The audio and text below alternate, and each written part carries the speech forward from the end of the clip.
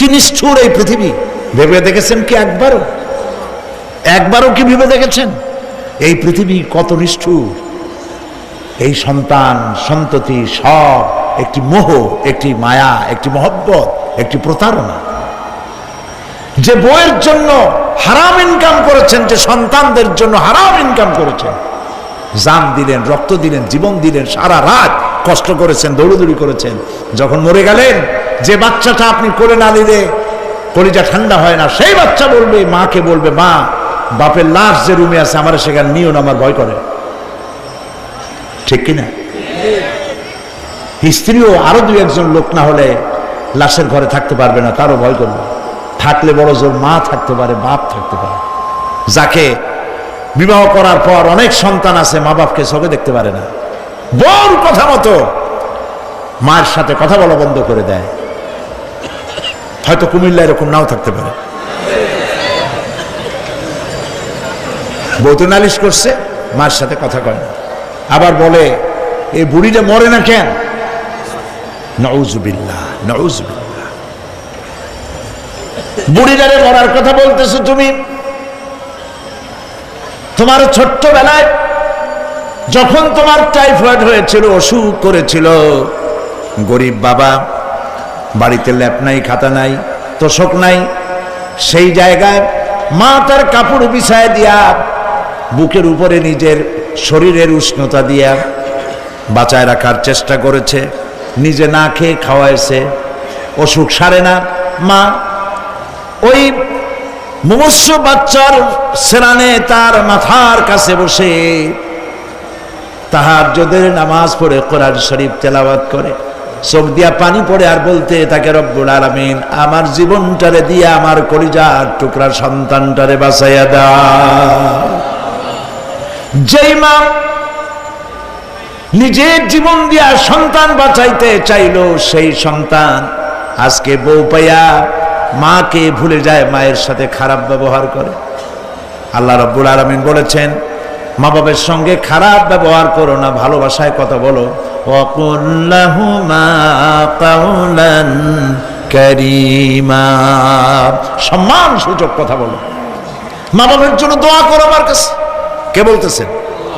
আল্লাহ তাআলা বলছেন দোয়া করো আমার কাছে এই ভাষায়, রব্বিরহামহুমা কামা রাব্বায়ানি সাগীরা। পড়েন সবাই, রব্বিরহামহুমা কামা রাব্বায়ানি সাগীরা। আয় আমার রব, আমার মা বাপ যেমনে ছোটবেলায় আমাকে অত্যন্ত যত্ন করে লালন পালন করেছে, আল্লাহ তাআলা তুমি দয়া করে আমার মা বাপকে তোমার রহমতের করে লালন পালন করো। সুবহানাল্লাহ। প্রত্যেক নামাজের পর সকলে এই দোয়া পড়বেন, মনে থাকবে? মনে থাকবে? হযরত আলী বলেছেন, যেখানে ইলম চর্চা হয়, কোরআন আলোচনা হয়, হাদিস আলোচনা হয়, সেটা কোনো সাধারণ জায়গা না, সেটা জান্নাতের টুকরা হয়ে যায়। যেরকম সুবহানাল্লাহ। কাজী বেহেশত থেকে শয়তানের জন্য বাইর করিয়া না দেয়, সতর্ক থাকেন। শয়তান কি চায় যে আপনি সারাক্ষণ শোনেন? কি কোন চায়? চায় না। শয়তানের খপ্পরে পড়েন না, বসেন আর শোনেন। ইমানদার যখন বিপদে জর্জরিত হতে থাকে তখন সে ভেঙে পড়ে না, তখন অন্ধকারের বিপদের অন্ধকার বিদীর্ণ করে আলোর এক প্রভা তার চোখের সামনে উদ্ভাসিত হয়ে ওঠে। সেটা কি? সেটা হলো আল্লাহ রাব্বুল আলামিনের বাণী, ফাইন্না মাআল উসরি ইউসরান, ইন্না মাআল উসরি ইউসরা। আল্লাহ পাক বলেন, জেনে রাখো, দুঃখ এবং কষ্টের সাথে রয়েছে সুযোগ আর সুবিধা, আর অসচ্ছলতার সাথে রয়েছে উদার সচ্ছলতা। জোরে কোন সুবহানাল্লাহ। কাজে ভয় পাওয়ার কারণ নাই, হতাশ হওয়ার কারণ নাই, মন আশায় বুক বেঁধে রাখো। গুনাহ করেছ, হতাশ হয়ো না। যুবকদের গুনাহ করা স্বাভাবিক। ইউনিভার্সিটির ছাত্র, কলেজের ছাত্র, প্রফেসর, শিক্ষক, অফিসার ঘুষ খেয়েছেন, জিনা করা হয়েছে, মদ খাওয়া হয়েছে, মিথ্যা কথা বলা হয়েছে, যাই কিছু করেন না কেন ভয় পাওয়ার কারণ নাই, নিরাশ হওয়ার কোনো দরকার নাই। আল্লাহ পাক ডেকে বলেছেন, কুল ইয়া ইবাদিয়াল্লাযীনা আসরাফু আলা আনফুসিহিম লা তাকনাতু মির রাহমাতিল্লাহ।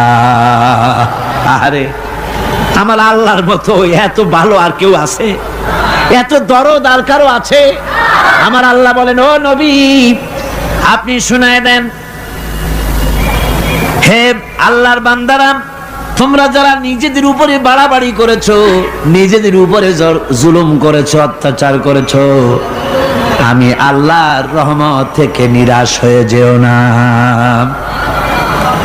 মানুষ যদি অপরাধ করে, বাপের সাথে অপরাধ করেছে, মায়ের সাথে অপরাধ করেছে, মা বাবা সন্তানের চাইতে এত বড় কল্যাণকামী তো আর কেউ নাই, কিন্তু মা বাবা কোনোদিন বলে না আয় আমার ছেলে তোরে মাফ করে দেই, এরকম বলে নাকি? মন চায় ছেলে যদি মাফ চাইতো, খুশি হয়ে মাফ করে দিতাম, কিন্তু কেন যে আসে না, ডাকে না যে আয় মাফ করে দেই। মা বাপ আপনাকে এত ভালোবাসে, সেই মা বাপও আপনাকে বলে না যে আয় মাফ করে দেই। আমার আল্লাহ হচ্ছেন এমন আল্লাহ, আল্লাহ রাব্বুল আলামিন ডাকেন, এ বান্দা খুন করেছিস ফিরে আয়, জিনা করেছিস ফিরে আয়, হত্যা করেছিস ফিরে আয়, চুরি করেছিস ফিরে আয়, কুফরি করেছিস ফিরে আয়, সুদ খেয়েছিস, ঘুষ খেয়েছিস, মদ খেয়েছিস ফিরে আয়, এসে আমার দরবারে চোখের পানি ফেল, আমার দরবারে কাঁদাকাটি কর। ইন্নাল্লাহা ইয়াগফিরুয যুনুবা জামিআ ইন্নাহু হুয়াল গফুরুর রহিম। আমার দরবারে চোখের পানি ফেলে কান, আমি রব্বুল আলামিন জিন্দেগীর গুনাহ মাফ করে দেব। সুবহানাল্লাহ কোন, সুবহানাল্লাহ কোন। আমার কাছে কান, চোখের পানি ফেল। আল্লাহ রাব্বুল আলামিনের কাছে বান্দার দুইটা ফোঁটা বেশি প্রিয়। একটা হলো জিহাদের ময়দানে যে রক্ত ফোঁটা দেওয়া হয়, এটা আল্লাহর কাছে প্রিয়। আর আল্লাহর ভয়তে গুনার জন্য লজ্জা করে, অনুশোচনা করে বান্দা যখন চোখের পানি ছেড়ে দেয়, আল্লাহর কাছে এটা অত্যন্ত প্রিয়। নবীজি বলেছেন, বান্দা যখন গুনার ভয়তে, আল্লাহর ভয়তে, জাহান্নামের ভয়তে অনুশোচনা করে যখন চোখ দিয়া পানি ছেড়ে দেয়, ওই চোখের পানি নাকের অর্ধেক আসতে না আসতে আল্লাহ রাব্বুল আলামিন বান্দারে মাফ করে দেন। আল্লাহ বরদাস্ত করতে পারেন না যে বান্দা কান্দুক। আমার ভাইরা, আল্লাহর রহমত এই পৃথিবীতে, আল্লাহর রহমতকে 100 ভাগ করা হয়েছে। আল্লাহর রহমতের কত ভাগ? এই 100 ভাগের 1 ভাগ সারা পৃথিবীতে ছড়াই দেওয়া হয়েছে। আর 99 ভাগ কার কাছে? আল্লাহর কাছে। একটা ভাগ দুনিয়া ছড়ানো হয়েছে আদম আলাইহিস সালাম থেকে নিয়ে এই পর্যন্ত, এখান থেকে নিয়ে কিয়ামত পর্যন্ত পৃথিবীতে যত মানুষ আসবে, যত প্রাণী আসবে, তাদের মধ্যে প্রাণী জগতেও গাভী তার বাছুরকে ভালোবাসে, ঠিক কিনা? হাতি তার বাচ্চাকে ভালোবাসে, ঠিক কিনা? মুরগি তার বাচ্চাকে ভালোবাসে কিনা? প্রত্যেক মাই তার সন্তানকে ভালোবাসে মানুষের মতো। এই ভালোবাসা, স্নেহ, এই মমতা, এই করুণা, এই মহব্বত একটা ভাগ দুনিয়ায় দেওয়ার পর আপনি আর আমি যতটুকুন ভাগে পেয়েছি, সেই মহব্বত স্ত্রীর মহব্বতে অস্থির, মায়ের মহব্বতে অস্থির, সন্তানের মহব্বতে অস্থির। এখন চিন্তা করেন, একটা ভাগ সারা পৃথিবীতেই বিতরণ করার পর যেটুক পেয়েছি, তাতে যদি এত মহব্বত হয়, তাহলে এর 99 ভাগ মহব্বত যে আল্লাহর কাছে জমা আছে, এই বান্দার জন্য তার কত মহব্বত, এই বান্দার জন্য কত করুণা, কত মহব্বত, কত দয়া। এজন্য আল্লাহ রাব্বুল আলামিন বলেছেন, নাব্বি ইবাদি আন্নি আনাল গফুরুর রহিম। ও আমার নবী, সুসংবাদ দিয়ে দাও, বান্দাদেরকে শোনায় দাও যে আমি আল্লাহ তাআলা ক্ষমাশীল আর দয়াবান। হুজুর কাঁদতেছিলেন, হযরত ওমর রাদিয়াল্লাহু তাআলা আনহু এসে দেখেন হুজুর একা কাঁদতেছে। হুজুর জিজ্ঞেস করছেন, হযরত ওমর জিজ্ঞেস করলেন, হুজুর আপনি কাঁদেন কেন একা একা? হযরত ওমর বলেন, আমি যখন প্রশ্ন করলাম নবীজি বললেন, আমার কাছে কিছু আগে জিবরাইল এসেছিলেন। জিবরাইল এসে আমাকে বললেন, আল্লাহ পাক বলেছেন, হে আমার নবী, ইসলামের ভিতরে থেকে যে সমস্ত মানুষগুলো ইসলামের ভিতরে থেকে চুল আর দাড়ি পাকায় দিছে, কিয়ামতের দিন এই লোকগুলারে আমি শাস্তি দিতে আমার শরম হবে। হযরত ওমর বলেন, হুজুর উম্মতের জন্য কত বড় খোঁজ খবর এটা, আর আপনি কাঁদতেছেন। হুজুর বলেন, ওমর তুমি জানো না আমার কান্নার কারণ ভিন্ন। আমার কান্নার কারণ হলো যে আল্লাহ রাব্বুল আলামিন কিয়ামতের দিন দাড়ি চুল পাকা বান্দারে শাস্তি দিতে শরম করবেন। সেই দাড়ি চুল পাকা বান্দাগুলি আল্লাহর সাথে নাফরমানি করতে শরম করে না। আমি এই লজ্জায় কাঁদতেছি।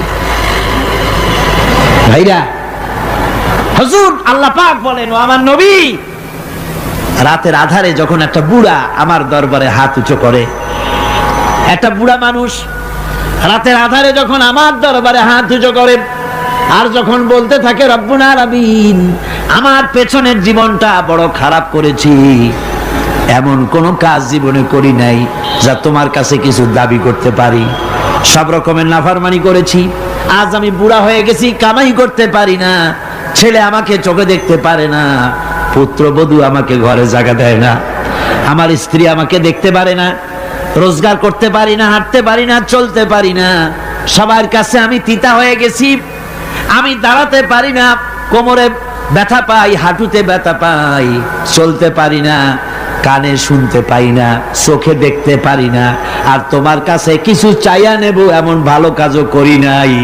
এইভাবে যখন বান্দা কাঁদতে থাকে আমার দরবারে, ও আমার হাবিব আমার রহমতের দরিয়ায় জোশ মেরে যায়, আমার শরম হয় এই বুড়াটারে কেমনে খালি হাতে ফিরাইয়া দেই। সুবহানাল্লাহ, সুবহানাল্লাহ। আমার আল্লাহর এত দয়া, আমার আল্লাহর এত মায়া, এত মহব্বত। আমার আল্লাহ রাব্বুল আলামিন বলেন, وَإِذَا سَأَلَكَ عِبَادِي عَنِّي فَإِنِّي قَرِيبٌ। আমার হাবিব, আমার বান্দা আমার ব্যাপারে প্রশ্ন করে, আমি বান্দার একদম নিকটে। কোরআন শরীফের ভিতরে যত জায়গায় রাসূলকে বলা হয়েছে সুয়ালের কথা, আপনাকে প্রশ্ন করা হয়, আল্লাহ তার জবাব কুল এই কথা বলে জবাব দিয়েছেন। যত জায়গায় সুয়াল এসেছে, যেমন কোরআনে কারীমের মধ্যে আল্লাহ পাক বলেন, ওয়ায়াসআলুনাকা আনিল মাহিদ, মেয়েদের হায়েজ সম্পর্কে জিজ্ঞাসা করা হয়, কুল হিয়া আযা, হে নবী আপনি বলুন। এভাবে করে কুল দিয়ে জবাব দেওয়া হচ্ছে। আবার প্রশ্ন করা হচ্ছে, ওয়ায়াসআলুনাকা আনিল আনফাল, এই গনিমতের মাল সম্পর্কে হুজুর আপনাকে, হে নবী আপনাকে প্রশ্ন করা হয়। আল্লাহ কুল দিয়া জবাব দিলেন, আল্লাহ বলেন আপনি বলেন। ওয়ায়াসআলুনাকা আনিল খামরি ওয়াল মাইসির, আল্লাহ পাক বলেন নবী আপনারে প্রশ্ন করা হয়, কুল ফীহিমা ইসমুন কাবীর, আল্লাহ কুল দিয়া বললেন তুমি বলো। আবার বলা হলো, ওয়ায়াসআলুনাকা আনিল আহিল্লা কুল হিয়া মাওয়াকিতু লিন্নাস, নবী আপনাকে প্রশ্ন করা হয় চাঁদের ক্রমবর্ধমান এবং ক্রমহ্রাস, এই যে বাড়ে আর কমে, পূর্ণিমা হয় অমাবস্যা হয়, কেন হয় আপনি বলুন। কুল, আপনি বলেন এটা আমি অক্ত এবং সময়, বছর আর দিন গণনা করার জন্য পৃথিবীবাসীদের জন্য বিনা পয়সায় একটা ক্যালেন্ডার বানাইয়া আকাশে ঝুলাই রেখেছি। এভাবে যত জায়গায় এসেছে আপনাকে প্রশ্ন করা হয়, তত জায়গায় আল্লাহ জবাব দিয়েছেন কুল আপনি বলেন।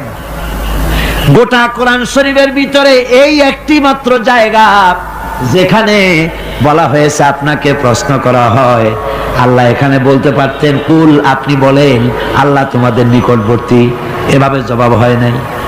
এটা কায়দাটা হলো এই, আল্লাহ বলতেছেন ওয়াইজা সালাকা ইবাদি, ও আমার নবী প্রশ্ন তো আমার বান্দারা আমার ব্যাপারে করেছে, এবার আপনার জবাবের কোনো দরকার নাই। প্রশ্ন আমার ব্যাপারে, আমি নিজে জবাব দিয়ে দেই, ফা ইন্নী কারীব। ও বান্দা, আমার ব্যাপারে প্রশ্ন করেছিস, জবাব আমি দেই, আমি তোর সবচাইতে বেশি নিকটে। সুবহানাল্লাহ। কত নিকটে? ওয়ানাহনু আকরাবু ইলাইহি মিন হাবলিল ওয়ারিদ। তোর যে রগ, এই শাহরগের চাইতেও আমি তোর বেশি কাছে। সুবহানাল্লাহ। আমারে ডাক, আমারে ডাক, কলিজা দিয়া ডাক, অন্তর দিয়ে ডাক। মনের থেকে মানুষ যদি ডাকে, মুখের ডাক আর মনের ডাক এক জিনিস নয়। दिल से जुबात निकलती है, असर रखती है, पर नहीं मगर ताकते परवाज रखती है। दिल থেকে যে কথা বেরোয় তা প্রভাব বিস্তার করে, ডানা নাই কিন্তু ওড়ার ক্ষমতা রাখে। মনের কথাই ভিন্ন। মন থেকে, দিল থেকে, কলিজা থেকে, অন্তরের গভীর কন্দর থেকে মোহাব্বতের সাথে কেউ যদি একবার বলে আল্লাহ, বলেন আল্লাহ, আল্লাহ, আল্লাহ। আল্লাহ রাব্বুল আলামিন বলেন, অন্তরের অন্তঃস্থল থেকে একটি বার যদি বান্দা বলেন আল্লাহ, আল্লাহ বলেন 70 বার সাড়া দিয়া জিজ্ঞেস করি, বান্দা কি চাও, আমি তোমার কাছে আছি। সুবহানাল্লাহ। আমি তোর একদম কাছে, কি চাস বল, বল আমার কাছে। এমন দয়াবান, এমন মেহেরবান, এমন আল্লাহ আমাদের। সে আল্লাহ রাব্বুল আলামিন তিনি বলছেন, وقال ربكم ادعوني استجب لكم। তোমাদের রব বলেছেন আমারে ডাকো, আমি আল্লাহ ডাকের সাড়া দিয়া দেব। সুবহানাল্লাহ। কারে ডাকতে হবে? কারে ডাকতে হবে? এই বিশাল জনসমুদ্র একযোগে চিল্লা এখন কারে ডাকতে হবে? কোন পীর সাহেবকে নয়, আল্লাহর কসম কোন খাজা বাবাকে নয়, ডাকতে হবে কারে? চিল্লা এখন কারে? ওয়াকালা রাব্বুকুম উদউনি। তোমার রব তোমাকে বলতেছে আমারে ডাকো, আস্তাজিব লাকুম, আমারে ডাকবে আমি সাড়া দিয়ে দেব। সুবহানাল্লাহ। আল্লাহকে ডাকেন। কি চাই আপনার বলেন, কি চাই? আল্লাহর কাছে চান, আল্লাহ দিয়ে দিবেন। দেওয়ার জায়গা আল্লাহর কাছে চাইবেন, আল্লাহ দিবেন। দেওয়ার জায়গা, চাওয়ার জায়গা হলো সেজদায় পড়ে যাবেন। আমার ভাইয়েরা, জায়গাটা চিনায় দিলাম। মাজারে যাওয়া লাগবে না, কবরে যাওয়া লাগবে না। 2 রাকাত নামাজ পড়ে সেজদায় পড়ে গিয়া যত বিপদ আছে, মুসিবত আছে, সেজদার মধ্যে চোখের পানি ছেড়ে দেন আর কেন্দে কেন্দে জীবনের কথা বলেন। আল্লাহ রাব্বুল আলামিন আপনার আওয়াজ শুনবেন আর দোয়া কবুল করে নিবেন। কামতে হবে আল্লাহর কাছে। কার কাছে? আল্লাহর কাছে। সুম্মা ইস্তাগফিরুল্লাহ। আর এরপরে সে যদি আমি আল্লাহর কাছে ক্ষমা চাই, ইয়াজিদিল্লাহ গফুরার রহিমা, সে আমি আল্লাহকে গফুর এবং রহিম হিসাবে পাবে। সুবহানাল্লাহ। আল্লাহকে গফুর এবং রহিম হিসাবে পাওয়া যাবে। সব আল্লাহকে বলতে হবে, গুনাহ মাফ চাইতে হবে। এই জন্য হুজুর সাল্লাল্লাহু আলাইহি ওয়াসাল্লাম দৈনিক 100 বার তওবা পড়তেন। কোন হাদিসে আছে 70 বার, কোন হাদিসে আছে 100 বার তওবা পড়তেন। নামাজের পরে তো প্রত্যেক নামাজই পড়তেন হুজুর। সালাম ফিরাতেন আর সাথে সাথে বলতেন আল্লাহু আকবার, আস্তাগফিরুল্লাহ, আস্তাগফিরুল্লাহ, আস্তাগফিরুল্লাহ। মনে থাকবে আপনাদের? মনে থাকবে? সালাম ফিরাইয়া কি বলবেন? না, সালাম ফিরাবার সাথে সাথে বলবেন আল্লাহু আকবার, তারপরে পড়বেন আস্তাগফিরুল্লাহ, আস্তাগফিরুল্লাহ, আস্তাগফিরুল্লাহ। তওবা পড়বেন। আল্লাহর কাছে সবসময় গুনাহ মাফ চাইতে থাকবেন, বিনীত থাকবেন। আল্লাহকে পাওয়া যাবে, তাকে রহিম হিসেবে পাওয়া যাবে। সুতরাং ঈমান বিল্লাহ, আল্লাহর প্রতি ঈমান আনলে পরে 4 নম্বরের যে উপকারটা হবে সেটা হলো হতাশায় ভুগবে না, নিরাশায় ভুগবে না, আশায় বুক বেঁধে উঠবে। ঈমান মজবুত হবে, আল্লাহর কাছে মানুষ বিনয়ী হয়ে যাবে। এবার 5 নম্বরের উপকার, আমি বলছিলাম ঈমান বিল্লাহ, আল্লাহর প্রতি ঈমান আনলে পরে অসংখ্য উপকার হয়, অসংখ্য বৈশিষ্ট্য আছে। এর 6টা উপকারের কথা আমি বলবো। কয়টা? অসংখ্য উপকারের ভিতরে প্রধান 6টি উপকারের কথা বলবো। এর বললাম কয়টা? 4টে বলেছি। এবার বলো পঞ্চম উপকারের কথা। আল্লাহর প্রতি আপনি পূর্ব পশ্চিমে কতবার মুখ ঘোরালেন, এটাই কিন্তু আপনার আসল সৎ কাজ নয়। আসল সৎ কাজ হলো আল্লাহর প্রতি ঈমান আনা। এই ঈমানের ব্যাপারে 3টা দিন আমরা পার করে দিলাম, এখনো কথা শেষ হয় নাই। আল্লাহর প্রতি ঈমান আনলে পরে যে উপকারটা হবে 5ম নম্বরে, সেটা হলো কঠোর এবং কঠিন বিপদের ভিতরে বান্দার ভিতরে অবিচলতা এবং ধৈর্যের সৃষ্টি হয়ে যাবে। আলহামদুলিল্লাহ। কঠিন বিপদ মুসিবত আসলে পরে সে অবিচল থাকবে। সারা দুনিয়ার বিপদ আপদ, শত্রুতা, দুঃখ, কষ্ট, মুসিবত, জুলুম, নির্যাতন সবকিছু পাহাড়ের মতো উঁচু হয়ে তাকে ঘিরে ফেলবে, কিন্তু তাকে এক চুলও নাড়াতে পারবে না। আলহামদুলিল্লাহ। সারা পৃথিবী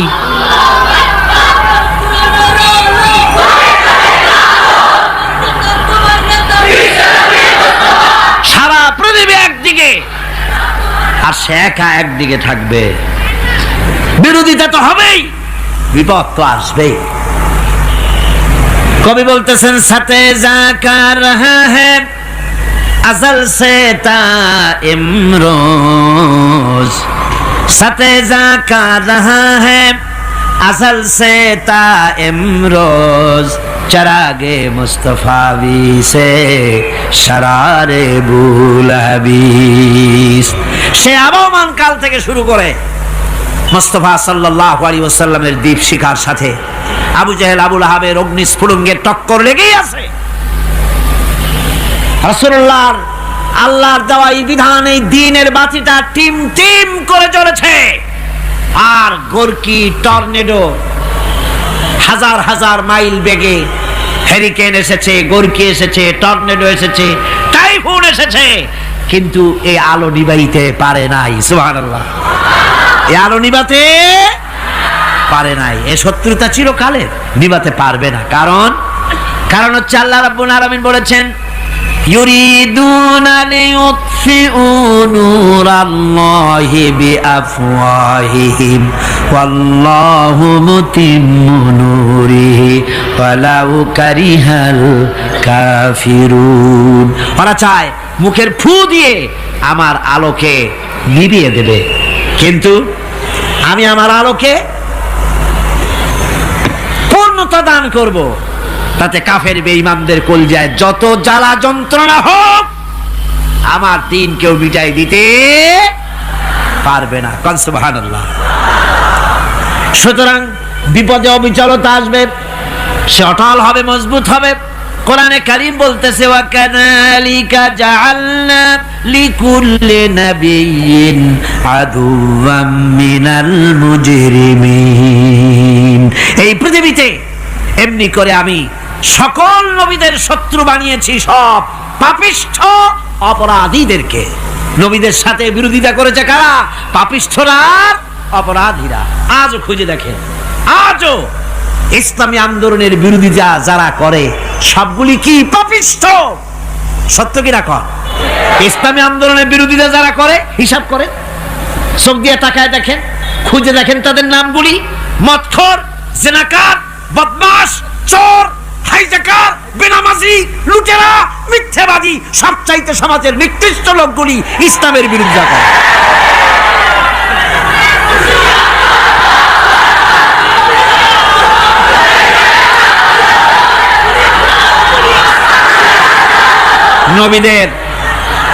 নবীদের শত্রু আল্লাহ বলেন সব যুগে নবীদের সাথে শত্রুতা করেছে পাপিষ্ঠরা। আল্লাহর কথা। কার কথা? সকল যুগে নবীদের সাথে শত্রুতা করেছে পাপিষ্ঠরা, নিকৃষ্ট ধরনের অপরাধীরা। সুতরাং নবী রাসূলদের অবস্থা যখন এই, তখন দ্বীনের দাওয়াত যারাই দেবে তাদের কিসমত এরকম হবেই। এই বাধার মোকাবেলা তাদেরও করতে হবে। এই যে বাধাটা আসে, এই যে মারে, অপরাধ কি? অপরাধ কি এই যে তারা চোর বা ডাকাত যাদের মারা হয়? আল্লাহ রাব্বুল আলামিন বলেন অপরাধ হলো ওয়ামা নাকামু মিনহুম ইল্লা আইয়ুমিনু বিল্লাহিল আজিজিল হামিদ। অপরাধ হচ্ছে ঈমানদার লোকদের উপরে নির্যাতন চালিয়েছে, অন্য কোনো কারণে নয়, কারণ একটাই, তারা আল্লাহর জমিনে আল্লাহর দ্বীন প্রতিষ্ঠা করতে চেয়েছে, আর কোনো অপরাধ না। জমিন আল্লাহর, জমিন কার? এই বিশাল জনসমুদ্র গর্জে উঠুন একযোগে বলুন জমিন কার? আইন চলবে কার? এখানেই সংঘর্ষ বেঁধেছে আবহমান কাল ধরে। মানুষ অত্যাচারিত হয়েছে, সাহাবায়ে কেরাম অত্যাচারিত হয়েছেন।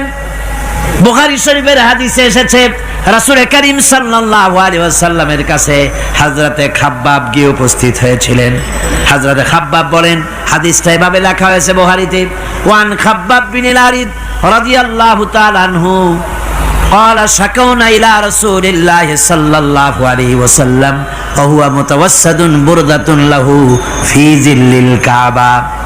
রাসূলুল্লাহর কাছে গেলাম, কাবা শরীফের কাছে গিয়ে দেখি নবীজি একটা চাদর গায়ে দিয়ে তিনি আরাম ফরমাচ্ছিলেন কাবা শরীফের ছায়ায়। সেখানে গিয়ে বললাম, আলা তাস্তানসিরু লানা আলা তাদউ লানা ইয়া রাসূলুল্লাহ, হে আল্লাহর রাসূল, আপনি কি আমাদের জন্য আল্লাহর কাছে দোয়া চাইবেন না? আপনি কি আল্লাহর কাছে আমাদের জন্য সাহায্য চাইবেন না? আমাদের লোকগুলিকে, মুসলমানগুলিকে মারতে মারতে তো শেষ করে ফেলে দিল। তারা আমাদের সুমাইয়াকে মারলো, আমাদের খাব্বাবকে উটের সাথে পায়ের দড়ি লাগায় টানলো, আমাদের খোবায়েবকে তারা আগুনের উপরে চিৎ করে শোয়ায় রাখলো, না খায় রাখতেছে, মারতেছে, কষ্টে তো শেষ হয়ে গেলাম। হুজুর, আপনি কি আমাদের জন্য দোয়া করবেন না? হাদিস শরীফে এসেছে নবীজি উঠে বসলেন সোজা হয়ে। নবীজি বলেন, ও আমার সাহাবী, ও খাব্বাব, শোনো, তোমাদের আগে এই পৃথিবীতে যারা দ্বীনের দাওয়াত দিতে এসেছিলেন তাদেরকে সমকালীন রাষ্ট্রশক্তি, সমাজ শক্তি তাদেরকে ধরত। ফায়ুখাজুর রাজুলো, তাদেরকে তারা ধরত। ফায়ুহফারু লাহু ফিল আরদ, আর তার জন্য জমিনের ভিতরে কবর বানাইতো। ওই কবর ফায়ুজালু ফিহা, ওই কবরের ভিতরে তাকে কোমর পর্যন্ত গেড়ে দিত। সুম্মা ইউতা বিল মানশার, এরপরে করাত আনতো। ফায়ুদাউ আলা রাসিহি, এরপরে ওই করাত তার মাথার উপরে রাখতো। ফায়ুজালু নিসফাইন, এরপরে করাত দিয়া চিরে জীবিত মানুষটারে দ্বিখণ্ডিত করে ফেলে দিত। মা ইয়াসুদ্দুহু যালিকা আন দীনিহি, ও আমার খাব্বাব, এত কষ্ট দেওয়ার পরেও সেই যুগের কোন মুসলমানকে, দ্বীনের দায়ীদেরকে আল্লাহর দ্বীন থেকে এক চুলো তারা সরাই দিতে পারে নাই, এক চুলো সরাতে পারে নাই। ওয়াল্লাহি, ও খাব্বাব, আমি আমার আল্লাহর নামে কসম করে বলছি, লা ইউতাম্মান্নাল্লাহু হাযাল আমরা হাত্তা ইয়াসিরা আর-রাকিবু মিন সানা ইলা হাযরামাউত। আমি কসম করে বলি, আল্লাহ রাব্বুল আলামিনের এই সানা থেকে হাজারামাউত পর্যন্ত লোকেরা যাতায়াত করবে, সুন্দরী রমণীরা গমন করবে, সদাগরেরা যাতায়াত করবে, টাকা নিয়া পয়সা নিয়া যাতায়াত করবে। তাদের মনের মধ্যে লুটের ভয়, টাকার ভয়, চুরির ভয়, ডাকাতির ভয়, জেনার ভয়, হত্যার ভয়, ধর্ষণের ভয়, কোনো ভয় থাকবে না। লা ইয়াখাফু ইল্লাল্লাহ, আল্লাহ ছাড়া কোনো ভয় থাকবে না। এমন একটা সমাজ, এমন একটা সময় আসবে। ওয়ালাকিন্নাকুম তাস্তাজিলুন, অথচ খুব তাড়াহুড়ো তোমরা করতেছো। তাড়াহুড়ো করো না, সময় আসবে ইনশাআল্লাহ। আর সে সময় আসছিল মদিনায়, আসে নাই? আসে নাই? সুতরাং আজও চট্টগ্রামের এই বিশাল জনসমুদ্রকে বলতে চাই, নির্যাতন, স্বৈরাচার, জুলুম, অত্যাচার, হত্যাকাণ্ড যা কিছু ঘটতেছে, ধৈর্য ধরুন, আন্দোলনে শরীক হন, জান বাজি রাখুন। এ বাংলাদেশেও আগামী যে পার্লামেন্ট হবে, আগামী জাতীয় নির্বাচনে যে পার্লামেন্ট তৈরি হবে, ইনশাআল্লাহ সেই পার্লামেন্ট হবে কোরআনের পার্লামেন্ট, ইনশাআল্লাহ।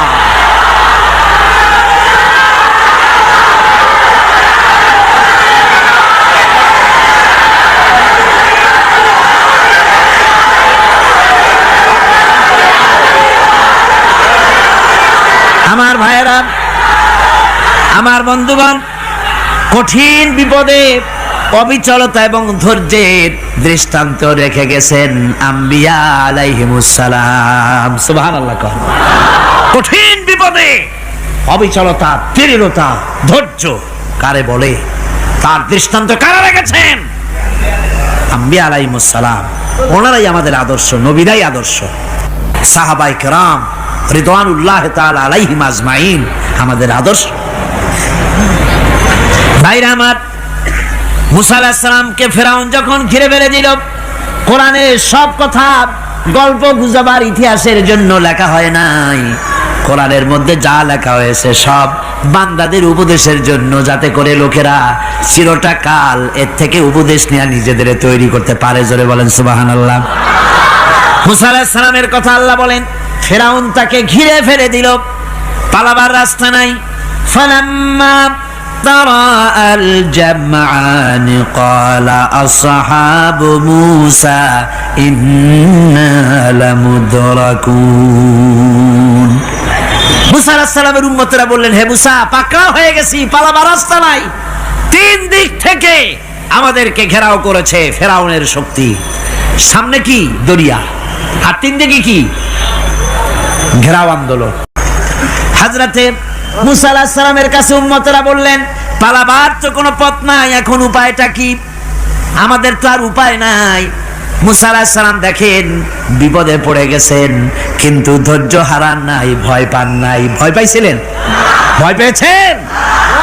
প্রশ্নই ওঠে না। মুসা আলাইহিস সালাম, আল্লাহ পাক যাদেরকে বলেছেন উলুল আযম রাসূল, যাদের বলেছেন তার মধ্যে হযরত মুসা একজন উলুল আযম পয়গম্বর।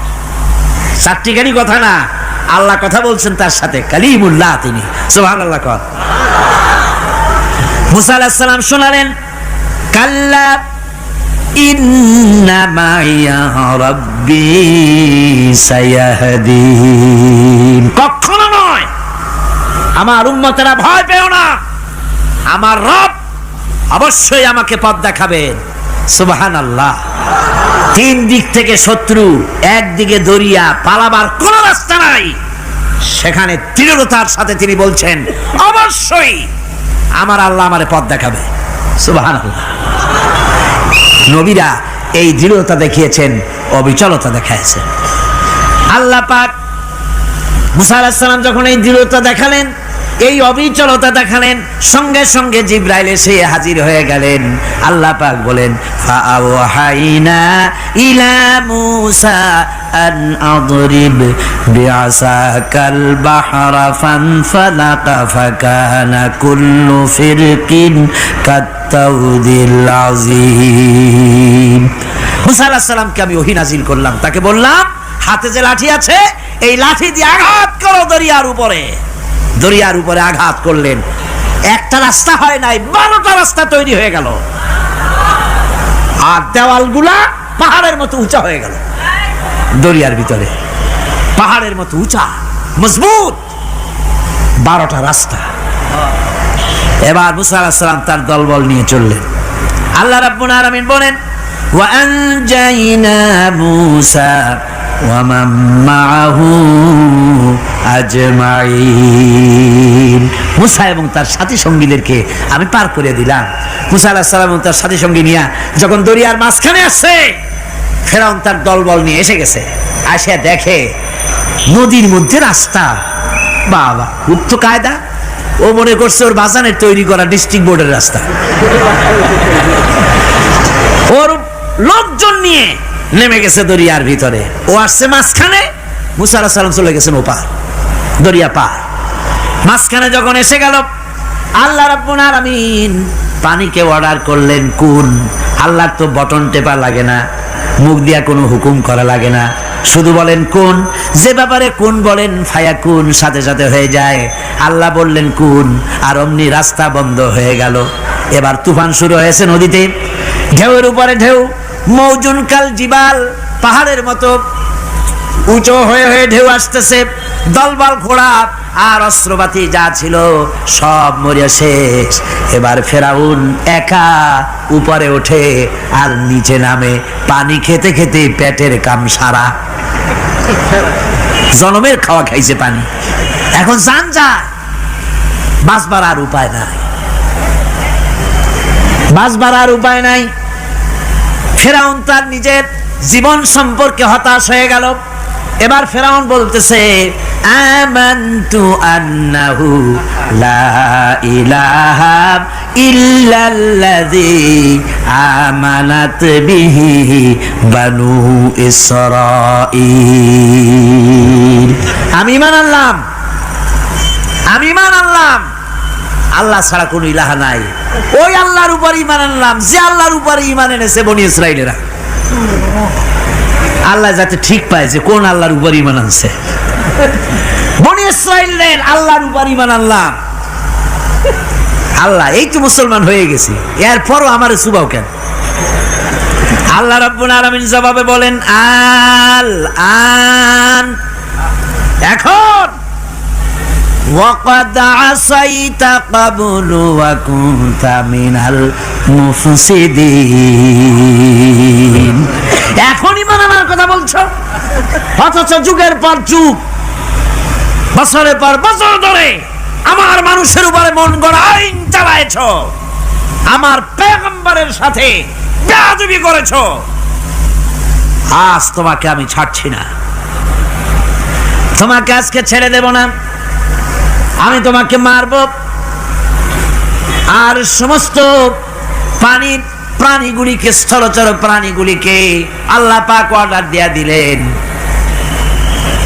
এই ফেরাউনের লাশকে ডুবাবি না, পচাবি না, খাবি না। আল ইয়াউমা নুনাজ্জিকা বিবাদানিক, আমি তোমার শরীরে বাঁচায় দেব।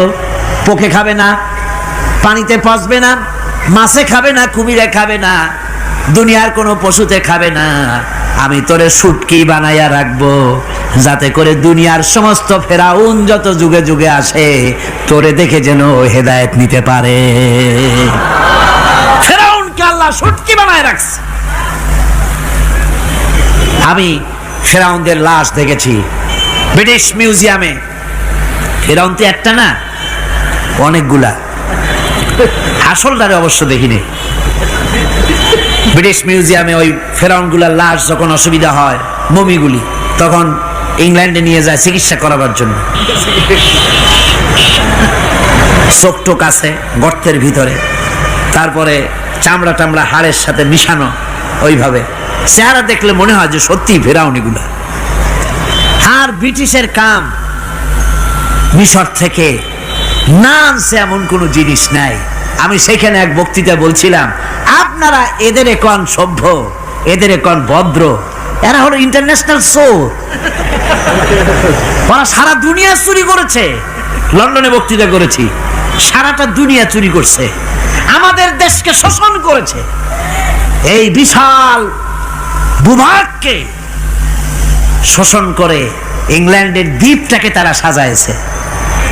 তারা ময়ূর সিংহাসনের, শাহজাহানের ময়ূর সিংহাসনের ময়ূরের বাম চোখে কোহিনূর মণি লাগাইছিলেন। শাহজাহান ময়ূরের ডান চোখে কোহিনূর মণি লাগায় নাই। কোহিনূর মণির অনেক দাম, আমি দেখে এসেছি মণি। এখন সেটা কুইন এলিজাবেথের মুকুটের শোভা পাচ্ছে। সেই মণি এমনি বলে প্রবাদে, 7 রাজার ধন এক মাণিক্য, বলেন এরকম, অনেক দাম।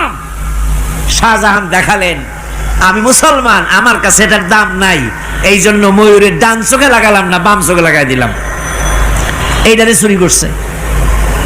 তারপরে মিশর থেকে, মিশরের মমি চুরি করেছে, জুতা চুরি করছে, ছাতি চুরি করছে, পিসা চুরি করেছে। আমি বললাম, এগুলা কি ভদ্রলোক নাকি? এরা জুতা চোর, পিসা চোর, লাঠি চোর, সব চুরি করেছে। যাই দেখেন ব্রিটিশ মিউজিয়ামের মধ্যে সব দুনিয়ার চুরি করা জিনিস নিয়ে তারা মানুষকে দেখাইয়া পয়সা উপার্জন করছে। টিপু সুলতানের তরবারিটা পর্যন্ত চুরি করেছে। আজ পর্যন্ত ব্রিটিশ মিউজিয়ামে টিপু সুলতানের তরবারিটা আছে, আমি তরবারিটা দেখে এসেছি। আমার বন্ধুগণ, বলতেছিলাম যে পৃথিবীতে আল্লাহ রাব্বুল আলামিন নবীরা তাদের চরিত্র দিয়ে বিপদের মোকাবেলা করে, দুনিয়ার সামনে কঠিন বিপদের মোকাবেলা করে অবিচলতা, দৃঢ়তা দেখায় গেছেন যে কেমন করে এই পৃথিবীতে বিপদের সামনে মোকাবেলা করতে হয়। ধৈর্য ধরতে হবে। বিপদ আসবে পাহাড় সমান হয়ে, আপনাকে ধৈর্য ধারণ করতে হবে সেভাবে বুক বেঁধে। যেহেতু এটা যদি বিশ্বাস হয় যে আমার কিসমতে যা আছে তার থেকে বেশি কিছু হবে না, তাহলেই আপনার ধৈর্য আসবে, ভয় পাবেন না। কথা ঠিক কিনা কন? এবারে হযরত হুদ আলাইহিস সালাম সম্পর্কে আল্লাহ রাব্বুল আলামিন বলেন, হযরতে হুদকে যখন ষড়যন্ত্র হলো, কাফির বেঈমানেরা তাকে মেরে ফেলার জন্য যখন সরকারি ষড়যন্ত্রে লিপ্ত হয়ে গেল, হযরতে হুদ সমাজের এই চ্যালেঞ্জের মোকাবেলা করলেন। হযরত হুদ বলেন, ফাকিদুনি জামিআন সুম্মা লা তুনজিরুন ইন্নী তাওয়াক্কালতু আলাল্লাহি রাব্বি ওয়া রাব্বিকুম। তোমরা তোমাদের ষড়যন্ত্র আমার বিরুদ্ধে যত পারো আমার বিরুদ্ধে ষড়যন্ত্র চালাও, এতটুকুন আমার অবকাশ দিও না। আমি এমন আল্লাহর উপরে ভরসা করেছি যার হাতের ভিতরে তোমাদেরও জান আর আমারও জান। যা পারো তাই করো। সরকার সমস্ত শক্তি একত্রিত হয়ে আমার মোকাবেলা করো। একদিকে হুদ আলাইহিস সালাম, আর একদিকে গোটা জাতি। হযরত হুদ ভয় পায় নাই। সুবহানাল্লাহ কোন? ঈমান বিল্লাহ মানুষের কলিজাকে এভাবে শক্ত করে দেয়। কোন আলহামদুলিল্লাহ। এবারে এই বিপদের, কঠিন বিপদের মোকাবেলা করে আমার রাসূল যে প্রমাণ দিয়া গেলেন, আমার রাসূল যে কঠিন বিপদের মোকাবেলা করলেন, ভাইরা আমার, হিজরতের রাতে সওর পাহাড়ের ভিতরে যখন তিনি আশ্রয় নিলেন, হযরতে আবু বকর সাথে ছিলেন। হযরতে আবু বকর রাদিয়াল্লাহু তাআলা আনহু বলেন, হুজুর আপনি দাঁড়ান, এটা তো পাহাড়িয়া গুহা, গুহার ভিতরে সাপ থাকতে পারে, বিচ্ছু থাকতে পারে, আমি আগে ঢুকি, বিপদ যদি হয় আমার উপর থেকে হয়ে যাক। গুহার ভিতরে নেমে গুহা সাফ করলেন। এরপরে হুজুরকে ডাকলেন, হুজুর তাশরীফ নিলেন গুহার ভিতরে। এরপরে হুজুর বললেন, আবু বকর পাহাড়ে হেঁটে হেঁটে 2-3টা পাহাড় পাড়ি দিয়া যাওয়া লাগে সোর পাহাড়ে। মদিনার সোজা রাস্তা হুজুর ধরেন নাই, মেসফালার পথ দিয়া জাবালে খেদোয়ার উপর দিয়া 3টা পাহাড় পাড়ি দিয়া তারপরে হুজুর গেলেন সোর পাহাড়ে। গুহার ভিতরে হুজুর তাশরীফ নিলেন। বললেন, আবু বকর তুমি বসো, তোমার উরুর উপরে মাথা রেখে আমি একটু আরাম করি। হযরতে আবু বকর বসলেন, হুজুর তার উরুর উপরে মাথা রেখে ঘুমায় গেলেন। আর এরপরে কাফির বেঈমানেরা তালাশ করতে করতে কাফেররা এসে গেল পায়ের চিহ্ন দেখে দেখে গর্তের কাছে। হযরত আবু বকর ভয়তে কেঁদে ফেললেন, আহারে আর তো উপায় নাই, এবার তো ধরা পড়ে গেছি, এবার নবীজিকে মেরে ফেলে দেবে।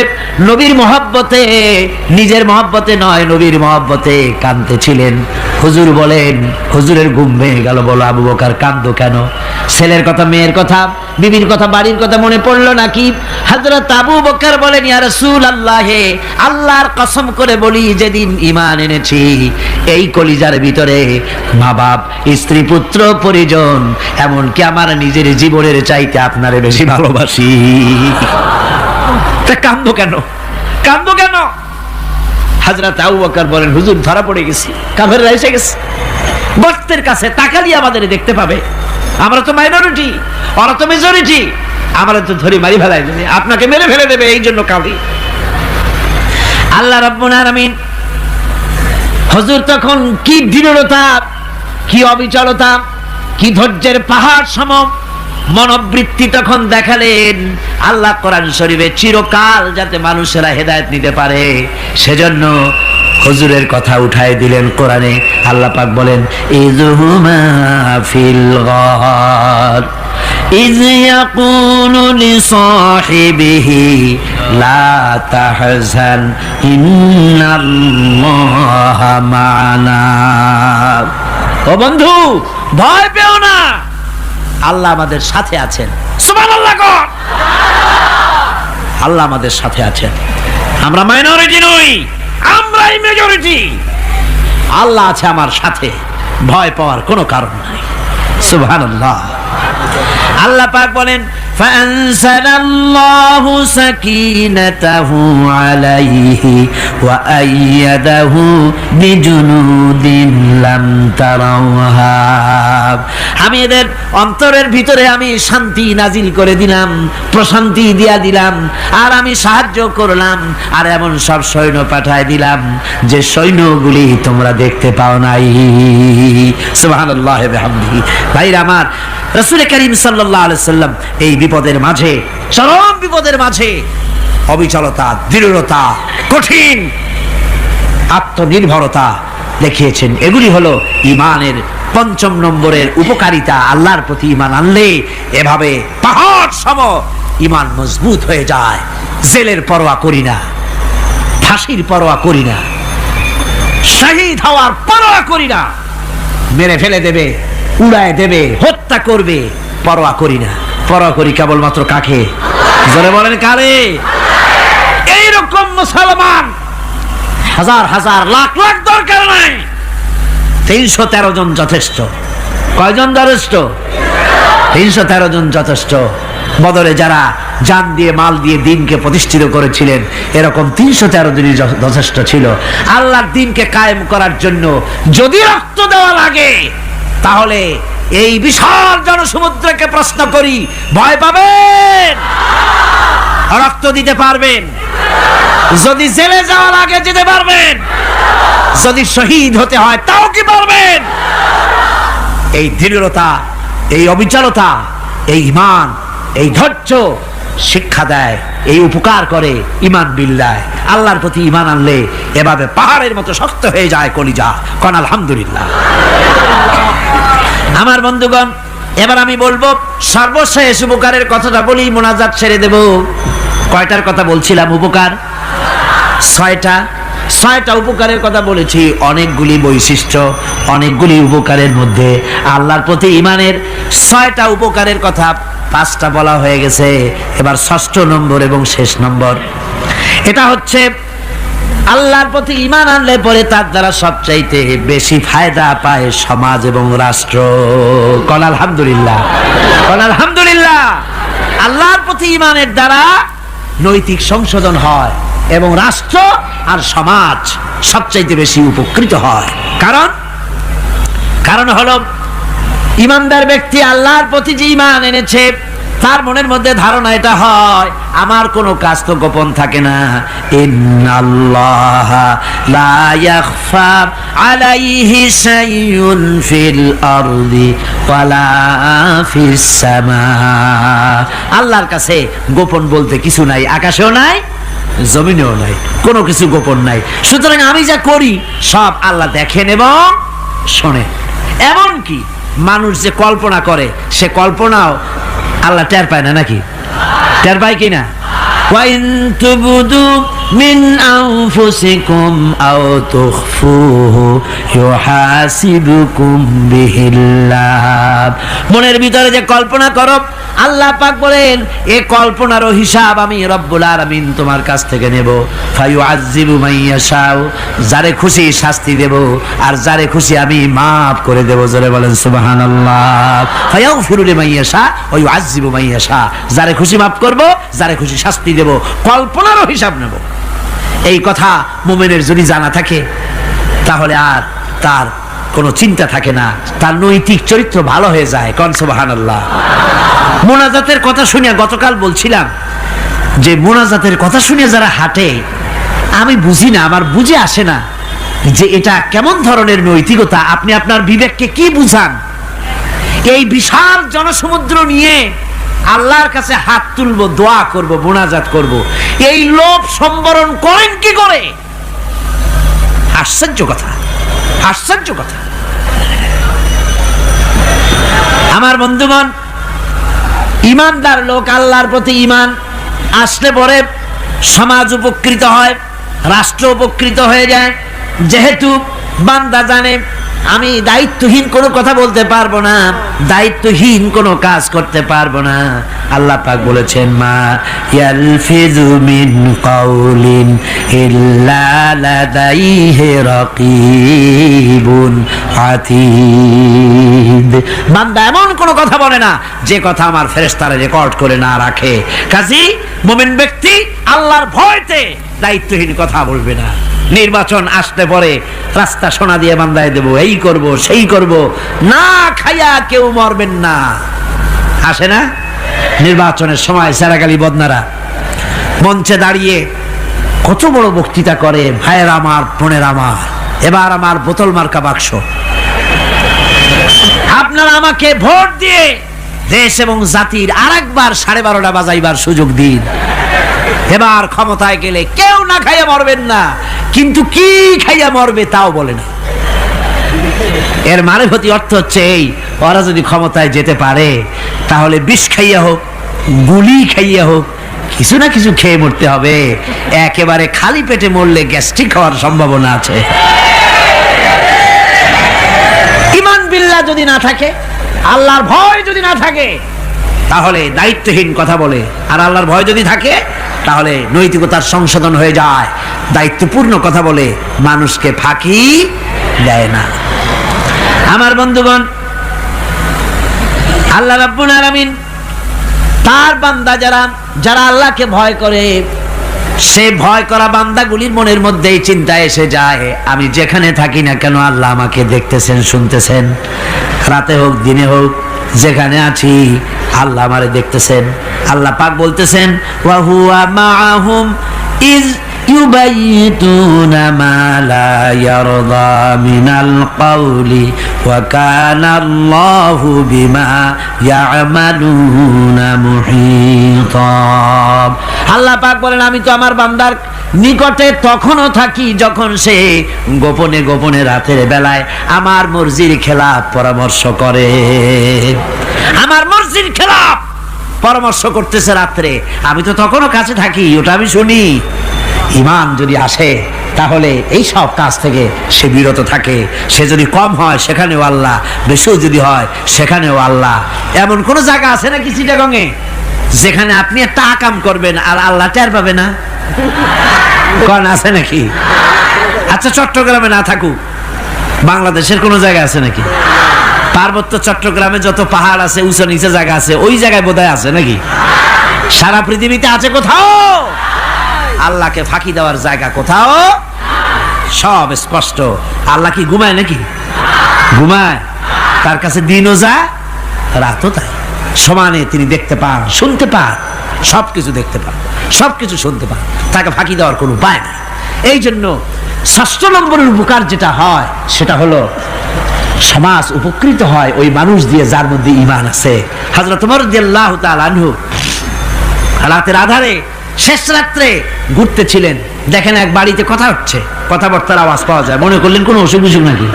ঘরে গিয়ে কান পাচ্ছেন দেওয়ালের সাথে, শুনতে পাচ্ছেন ভিতরে বুড়ি মা তার মেয়েকে বলছে এই মেয়ে ওঠ, উটের দুধ দোয়াই নিয়ে আসছি, এর মধ্যে পানি মিশা, তারপর সকালে বাজারে নিয়ে যা। মেয়ে বলছে মা এই কামটা আমি পারবো না। কেন পারবি না?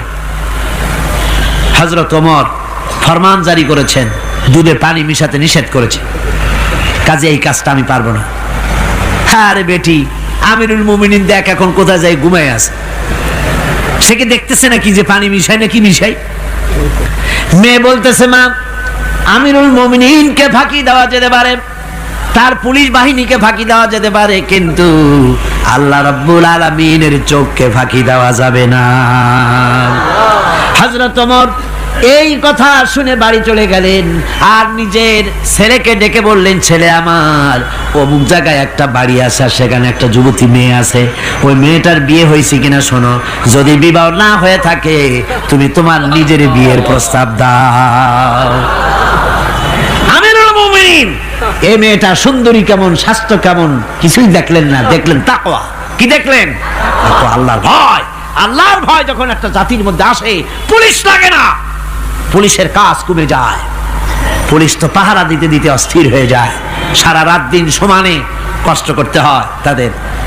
অধ্যাপক মুফিজুর রহমান সাহেব কালকে যে কথাটা বলছিলেন, আসামি পুলিশেরা কত কষ্ট করে জানবাজি করে আসামি ধরে, আর টেলিফোন আসে, হ্যালো কে চিটাগঙ্গের এসপি নাকি? বলে হ্যাঁ। কারে ধরছো? ধরছি তো বল্টু মিয়ারে। ছাড়ো মিয়া। বল্টু আমার দলের লোকটা, তুমি ঠিক পাও নাই, তোমার নাক টাইট দিয়ে দেবে। বল্টুরিও ছাড়ো আর তার বন্দুকও ছাড়ো, ঠিক কিনা আমার ভাইয়েরা? সুতরাং ঈমান যদি এসে যায় জাতির মধ্যে, পুলিশের দরকার হবে না, পুলিশ দরকার হবে কিন্তু তাদের ডিউটি কমে যাবে। আসামিরা আর অন্যায় কাজ কম করবে। রাসূলুল্লাহ যখন প্রেসিডেন্ট হয়েছিলেন, একজন মহিলা জিনা করেছিল, হাদিস শরীফে এসেছে ওই মেয়ে লোকটাকে জিনা করতে কেউ দেখে নাই। জিনা করার পর তার মধ্যে অনুভূতি জাগলো, এমন পাপ করেছি, এখন তো আমার জাহান্নাম ছাড়া উপায় নাই। মেয়ে লোকটি রাসূলুল্লাহর কাছে এসে গেলেন, এসে বললেন, হুজুর আমি তো জিনা করেছি, আমারে শাস্তি দেন। হুজুর মুখ ডান দিকে ফিরালেন, মেয়ে লোকটা ডান দিকে এলো, বলল জিনা করেছি, শাস্তি দেন। হুজুর বাম দিকে ফিরলেন, মেয়ে লোকটা বাম দিকে এসে বলল জিনা করেছি, শাস্তি দেন। মেয়ে লোকটা কিন্তু জানে জিনার শাস্তি সহজ ব্যাপার নাই, পাথর মেরে উড়িয়ে দেওয়া, মৃত্যুদণ্ড জানা আছে তার। এরপরে মেয়ে লোকটা চিন্তা করেছে দুনিয়ায় পাথর খেয়ে মরবো, কিন্তু তবুও জাহান্নামের কঠিন আগুন সহ্য করতে পারবো না। রাসূলুল্লাহ বললেন, ও মেয়ে লোক, তুমি কি জিনা কর্তৃক গর্ভবতী হয়েছো নাকি? মেয়ে লোকটা বলল, হুজুর আমি গর্ভবতী হয়েছি। হুজুর বললেন, তুমি অপরাধ করেছো, তোমার গর্ভস্থিত সন্তান তো কোনো অপরাধ করে নাই, সুতরাং শাস্তি এখন দেওয়া যাবে না, ডেলিভারি হোক তারপরে শাস্তি দেব। মেয়ে লোকটা চলে গেলেন। আল্লাহর নবী তার নামে কোনো কেস ফাইল করেন নাই, গোয়েন্দা বিভাগের পুলিশ লাগান নাই। ডেলিভারির পর এই মেয়ে লোক আবার এসে হাজির, পুলিশ দিয়ে আনা লাগে নাই, আবার এসে হাজির, হুজুর আমি সেই হতভাগিনী, বলছিলেন ডেলিভারির পর বিচার করবেন, এই যে বাচ্চা হয়েছে, এ বাচ্চার দায়িত্ব কাউকে দেন, আর আমারে তাড়াতাড়ি শাস্তি দেন, আমি যদি মরে যাই আমি জাহান্নামে চলতে পারবো না। হুজুর বললেন, অপরাধ তুমি করেছো, এই বাচ্চার অধিকার আছে তোমার বুকের দুধ খাবে, আমি সেই অধিকার বাচ্চাকে নষ্ট করতে পারি না, বাচ্চা দুধ ছাড়ুক তারপরে এসো। 2 বছর যেতে না যেতে ওই মেয়ে লোকটি বাচ্চারে কোলে করে নিয়ে এসেছে, পুলিশ লাগে নাই, গোয়েন্দা বিভাগের কাউকে পাঠানো লাগে নাই। মেয়ে লোকটি বাচ্চা কোলে করে নিয়ে এসে হাজির, হুজুর আমারে চিনছেন নাকি? আমি তো সেই হতভাগিনী, জেনা করছিলাম, বিচার চাইছিলাম, ডেলিভারি পরে হবে বলছিলেন, দুধ ছেড়ে দিলে পরে হবে বলেছিলেন, আমার ছেলে এখন দুধ ছেড়ে দিয়েছে, আমি তারে রুটি খাওয়া শিখাইছি, দুধ ছাড়া এখন সে বাঁচবে, আমি তার হাতে রুটি দিয়ে আনছি, দেখেন ও রুটি খেতে পারে, আর দেরি করবেন না, আমার বিচার করে দেন।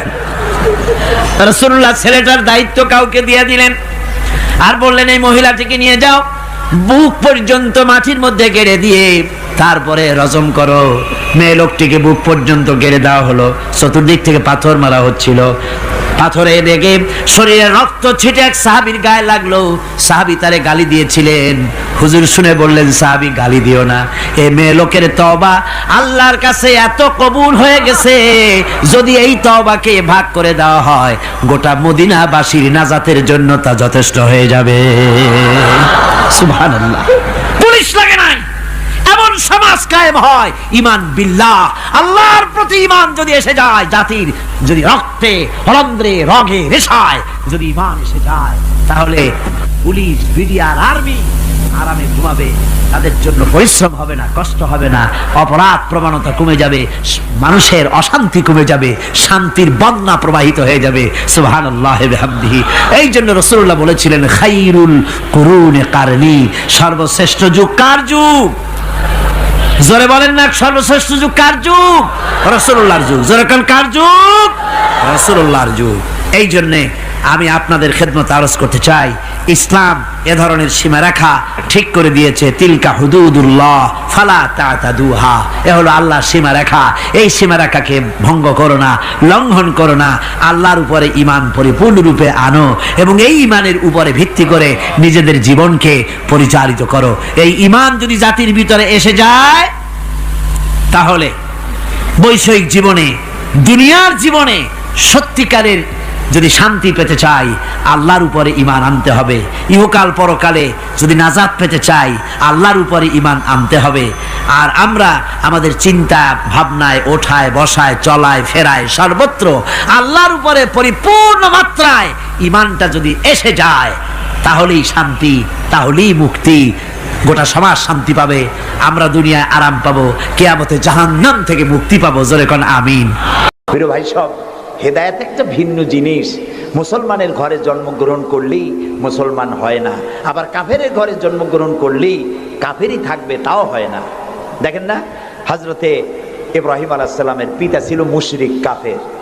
কাফের মুশরিকের ঘরে, মূর্তি পূজারীর ঘরে আল্লাহ পাঠালেন ইব্রাহিম খলিলুল্লাহ আলাইহিস সালাতু ওয়াস সালামকে। সুবহানাল্লাহ।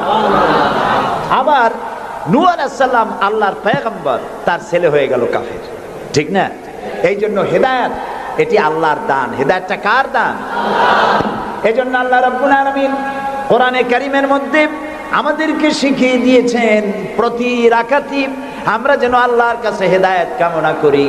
ইহদিনাস সিরাতাল মুস্তাকিম পড়েন, ইহদিনাস সিরাতাল মুস্তাকিম সিরাতাল্লাযীনা আন'আমতা আলাইহিম গায়রিল মাগদুবি আলাইহিম ওয়ালাদ-দাল্লিন। আমিন। হায় আল্লাহ, তুমি আমাদেরকে হেদায়েত দাও, হেদায়েতের রাস্তা দেখাও। ওই পথ, যে পথ নবীন, সিদ্দিকিন, শুহাদা, সালেহিন, তাদের পথ আমাদের দেখাও। আর যারা অভিশপ্ত, যারা বিপদগ্রস্ত, পথভ্রষ্ট, সে পথে আমি চলতে চাই না। নবীদের পথ আমাদেরকে দেখাও। হেদায়েত পাওয়া যত কঠিন, হেদায়েতের উপরে টিকে থাকা ততোধিক কঠিন। সেই জন্য আল্লাহ তাআলা হেদায়েত প্রাপ্তদের জন্য একটা দোয়া শিখিয়ে দিয়েছেন। এই দোয়াটা করো যাতে তোমরা হেদায়েতের উপরে টিকে থাকতে পারো। দোয়াটা কি?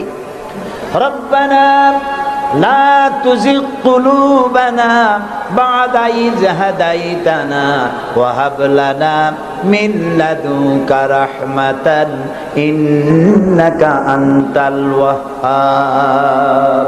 আয় আমার রব, তুমি আমাকে যখন দয়া করে হেদায়েতের রাস্তা দিয়েছো, আল্লাহ তুমি আমাকে হেদায়েত থেকে বিগড়ে দিও না। বলেন আমিন। নবী করিম সাল্লাল্লাহু আলাইহি সাল্লামের কাছে কোরআন নাজিল হচ্ছে। কে এনে দিচ্ছে? আল্লাহ তাআলা দুনিয়ার মানুষকে হেদায়েত দিবেন, সেজন্য নবী দরকার, আর হেদায়েত পাঠানো দরকার। আল্লাহ তাআলা কোনো মানুষের সাথে সরাসরি কথা বলেন না, সরাসরি কথা বলেন না, সামনে এসে কথা বলেন না। যদি কারোর সঙ্গে কথা বলতে চান, মিন ওয়ারাই হিজাব, পর্দার আড়াল থেকে কথা বলেন, অথবা তার মনের মধ্যে আল্লাহ তাআলা ইলকা করে দেন। আমি গত 2 সপ্তাহ আগে কায়রো সফর করে এসেছি, মিশর। আল্লাহ তাআলার কাছে আমার খুব আশা ছিল। দুনিয়ার 4টি মহাদেশের প্রায় অর্ধশত দেশ ভ্রমণ করেছি, কিন্তু মিশর আমার দেখা হয়নি। মুসা আলাইহিস সালামের দেশ, ফেরাউনের দেশ, ইউসুফ আলাইহিস সালামের দেশ, সালেহ আলাইহিস সালামের দেশ, ইব্রাহিম আলাইহিস সালামের শ্বশুর বাড়ি। তো আল্লাহ তাআলা সেই জায়গা দেখার তৌফিক দিলেন। গেলাম সেই জায়গায়, কায়রো থেকে প্রায় 600 কিলোমিটার দূরে, তুরে সায়না, যেখানে আল্লাহ মুসা আলাইহিস সালামের সাথে কথা বলেছিলেন। আমার জীবন ধন্য। আল্লাহ তাআলা সেই জায়গাটাও দেখালেন যেখানে আল্লাহ মুসা আলাইহিস সালামের সঙ্গে কথা বলেছেন। তো আল্লাহ তাআলা সরাসরি কথা বলেন, কিন্তু দেখা যায় না তাকে। এই কোরআন শরীফে আল্লাহ তাআলা কি সুন্দর করে বলেছেন, সূরা তাহার মধ্যে এসেছে, মুসা আলাইহিস সালাম তিনি যাচ্ছিলেন তার স্ত্রী পরিজন নিয়ে। স্ত্রী ছিলেন গর্ভবতী, আসন্ন প্রসবা, ডেলিভারি হবে, প্রচন্ড ঠান্ডা ছিল, এখন আগুনের প্রয়োজন। তিনি দূরে দেখতে পেলেন একটা গাছের উপরে যেন আগুন দেখা যায়। তিনি ছুটলেন সেই আগুনের পানে এবং বললেন, ফাকালা লি আহলিহিম কুসু ইন্নী আনাস্তু নারান লাআল্লি আতিকুম মিনহা বিকাবাসিন আও আজিদু আলান নারি হুদা। তোমরা এখানে অপেক্ষা করো, আমি তো এই আগুনের মতো কি একটা দেখতেছি, আমি ওখানে যাই, হয়তো আগুন আনতে পারবো, অথবা কোন একটা রাস্তা একটা কিছু পেয়ে যাবো। ফালাম্মা আতাহা নুদিয়া ইয়া মূসা ইন্নী আনা রাব্বুক ফাখলা নালাইক ইন্নাকা বিল ওয়াদিল মুকাদ্দাসি তুয়া। ও মুসা, যেটারে আগুন মনে করছো এটা আগুন না, এটা আমি তোমার রব। ফাখলা নালাইক, জুতা খোলো, ইন্নাকা বিল ওয়াদিল মুকাদ্দাসি তুয়া, এটা হলো পবিত্র উপত্যকা। আমি যখন সেই পবিত্র উপত্যকায় গেছি, এদিকে তুরে ছায়না, এদিকে আরেকটা পাহাড়, মাঝখানে দুই পাহাড়ের মাঝখানের সমতল ভূমিকে উপত্যকা বলা হয়। আমার এই আয়াত মনে পড়লো, সাথে সাথে জুতা খুলে ফেলে দিলাম। মুসা আলাইহিস সালামকে আল্লাহ বলেছেন ফাখলা নালাইক, জুতা খোলো। আমি আমার সাথীরা জুতা খুলে এগিয়ে গেলাম। আমার এক সাথী ছিলেন চট্টগ্রাম ইন্টারন্যাশনাল ইসলামিক ইউনিভার্সিটির কোরআনিক সায়েন্সের চেয়ারম্যান অধ্যাপক গিয়াসউদ্দিন তালুকদার। তাকে আজান দিতে বললাম, তিনি আজান দিলেন ওয়াদের মুকাদ্দাসে। আজান দিয়ে সেখানে আমরা জোহরের নামাজ আদায় করলাম, জোহর আসর জামআন ওয়া কাসরান আদায় করে নিলাম। তারপরে চলে গেলাম সেই জায়গায় যেখানে আল্লাহ তাআলা কথা বলেছিলেন, সেই জায়গাটা এখনো আছে। সুবহানাল্লাহ। আল্লাহ তাআলা বলছেন ওয়া নাখতারতুকা ফাসতামি লিমা ইউহা। ও মুসা, আমি তোমাকে আমার জন্য বাছাই করছি। সুবহানাল্লাহ।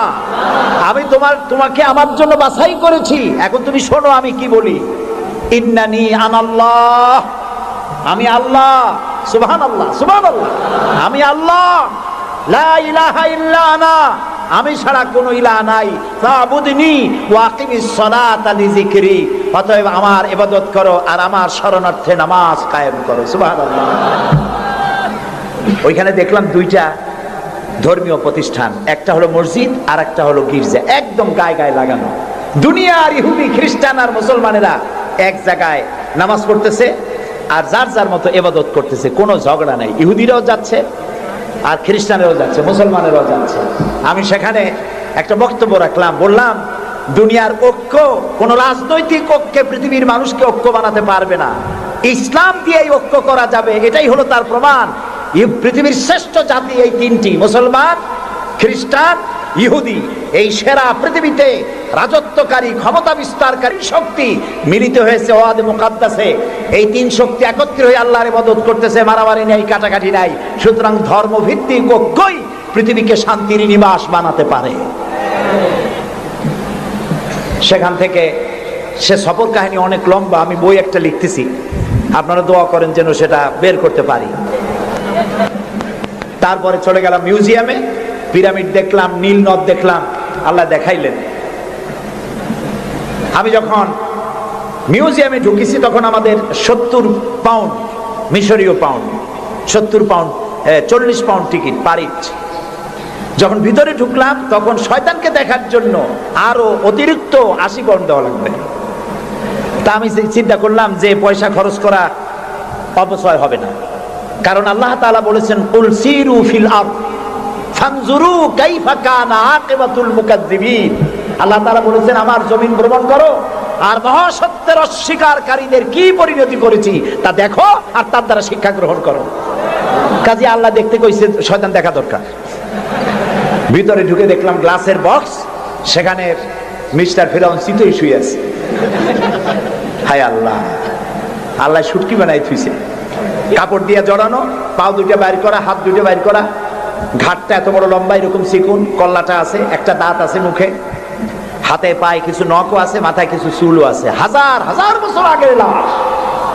মুসা আলাইহিস সালামকে যখন তালায় নিয়ে গেল লোহিত সাগরে, লোহিত সাগরের কেরানায় মুসা আলাইহিস সালাম বসেছিলেন তার উম্মতদের নিয়ে। ফেরাউন 3 দিক থেকে আক্রমণ করলো। এই কোরআন বর্ণনা, এটা কি কোরআন?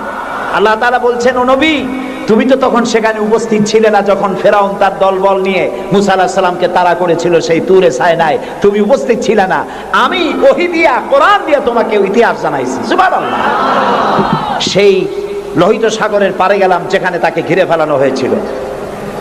মুসা আলাইহিস সালাম এবং তার সাথীরা বললেন, ইয়া মুসা ইন্না লামুদরাকুন, হে মুসা আমরা তো পাকড়াও হয়ে গেলাম, সারাশি আক্রমণ করা হয়েছে, আমাদেরকে পালাবার কোনো জায়গা নাই। মুসা আলাইহিস সালাম আল্লাহর পয়গম্বর। কার নবী? আল্লাহর পয়গম্বর। মুসা আলাইহিস সালাম বললেন, কাল্লা রব্বি সায়াহদিন, ভয় পাইও না, অবশ্যই আল্লাহ তাআলা আমাদেরকে পথ বের করে দেবেন। 3 দিকে কি শত্রু, 3 দিকে কি, আরেক দিকে কি নদী না সাগর। আপনারা মনে করছেন নীল দরিয়া পার হয়েছে বুঝি মুসার তারা খাইয়া? সাগর, লোহিত সাগর, রেড সি, তিন দিকে শত্রু, একদিকে সাগর, পালাবার রাস্তা আছে? আল্লাহর পয়গম্বর বলছেন কোনো ভয় নাই, অবশ্যই রব্বি সাইয়াহদিন, অবশ্যই আল্লাহ আমাদের পথ বের করে দেবেন। আল্লাহ তাআলা খুশি হয়ে গেলেন, সুবহানাল্লাহ। আল্লাহ এটাই চান, আল্লাহ এটাই চান। বাপে করে কি?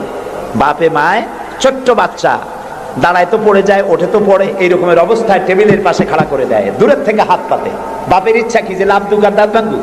না, ওর সাহস দেওয়ার জন্য, ওর সাহস হোক সেই জন্য টেবিলের কোণায় দাঁড় করে দূরের থেকে হাত পাতে। যেটা সাহসী সে জাম্প করে পড়ে বাপের কোলে। আল্লাহ তাআলা বিপদের প্রান্তে দাঁড় করিয়েছেন, বিপদের বর্ডারে দাঁড় করাইয়া সাহস পরীক্ষা করছেন। সুবহানাল্লাহ। মুসা আলাইহিস সালাম সাহসের পরীক্ষায় পাশ করেছেন। আল্লাহ তাআলা হুকুম করলেন, তোমার আশা দিয়ে বাড়ি মারো, আঘাত দাও। আল্লাহ তাআলা সমুদ্রকে ভাগ করে দিলেন। সুবহানাল্লাহ। সমুদ্র ভাগ হয়ে গেল। এগুলি গল্প কি? কোরআন, কোরআন। সাগর ফেটে গেল। মুসা আলাইহিস সালাম আর তার দলবল নিয়ে সাগরের মাঝখানে চলে গেছেন।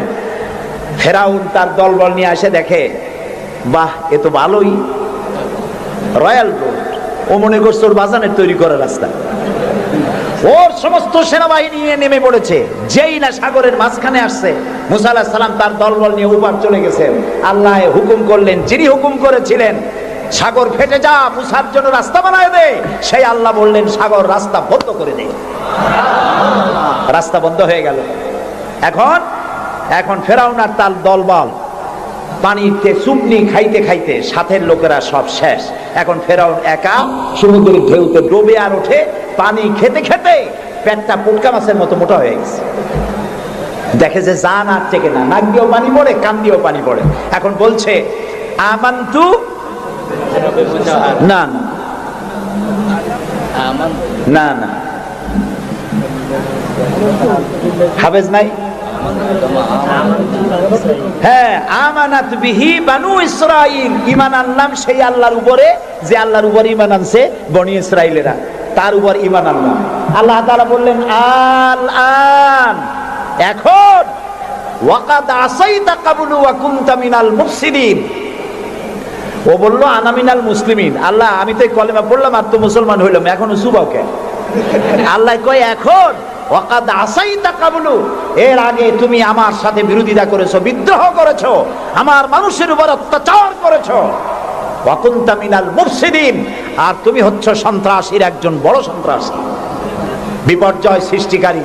শোনো ফেরাউন, আজকে আমি তোমারে শুধু মারবই না, আমি তোমাকে মৃত্যু দেব। আর তোমার আলিয়াউমা নুনাজ্জিকা বিবাদানিক, আমি তোমার শরীরকে হেফাজত করব। তোমার শরীর পানিতে পচবে না, পোকা মাকড়ে, জলচর প্রাণী, স্থলচর প্রাণী কেউ খাবে না, মাটিতেও তুই পচবি না, তোরে শুটকি বানায় রাখবো কিয়ামত পর্যন্ত।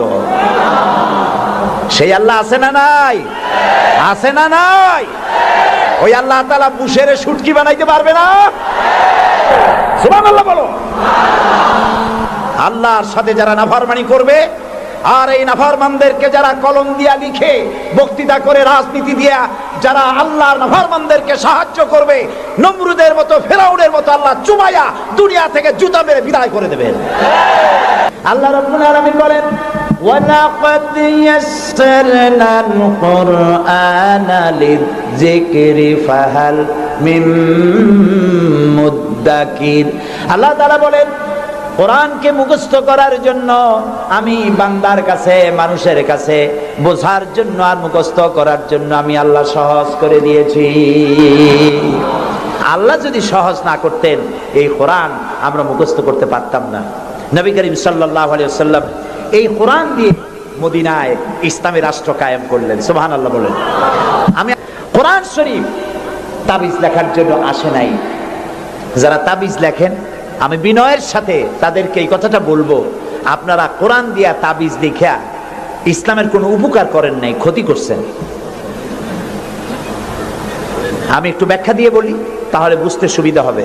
তাবিজ দিয়া লেখা কি ক্ষতিটা করলেন? ক্ষতি করছেন এই, সাধারণ মুসলমানেরা আপনাদের কাছে, হুজুরদের কাছে মামলা মোকদ্দমার বিষয় জানার জন্য আসে না।